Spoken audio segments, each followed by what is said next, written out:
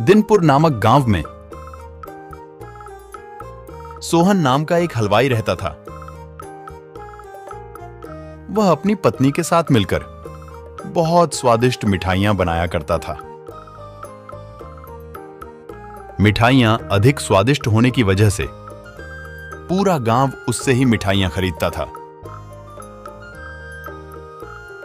अरे भाई, हमें तो दो मिठाई। हाँ, हमें भी तो दो। हाँ, देता हूं, सबको देता हूं। शाम तक उसकी सारी मिठाइयां बिक जाती थीं और अच्छा लाभ हुआ करता था।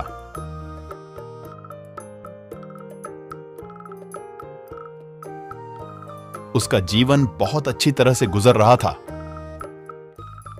जैसे ही मिठाइयों से उसकी कमाई बढ़ने लगी, सोहन के मन में लालच जागा। क्यों ना ज्यादा पैसा कमाया जाए। सोहन शहर की ओर कुछ लेने जाता है और वहां से वह कुछ चुंबक लाता है।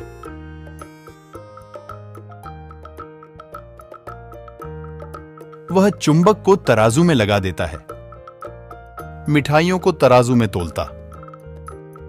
सोहन ग्राहकों को कम मिठाइयां देता और ज्यादा लाभ कमाता। वह अपनी पत्नी को सारी बात बताता है। उसकी पत्नी इनकार करती है। नहीं नहीं, यह सब ठीक नहीं है। परंतु वह नहीं माना। एक दिन दूसरे गांव का एक युवक आता है। भैया, 1 किलो लड्डू देना। हाँ हाँ, अभी देता हूं। वह उस युवक को लड्डू देता है। उस युवक को लड्डू कम लगते हैं। भैया, लड्डू कम है, जरा फिर से तौलना। हैं, इतना समय नहीं है मेरे पास, और भी काम है। लेना है तो लो, वरना रहने दो। वह उदास होकर वहां से चला जाता है।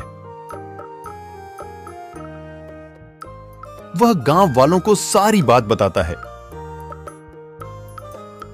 गांव का एक युवक उसकी दुकान से मिठाई लाता है और दूसरे तराजू पर तौलते हैं। मिठाई कम होती है। सभी लोग उसकी दुकान पर आते हैं और सोहन को बहुत मारते हैं। अब उसकी दुकान पर कोई भी नहीं आता और अपने किए के लिए बहुत पछताता।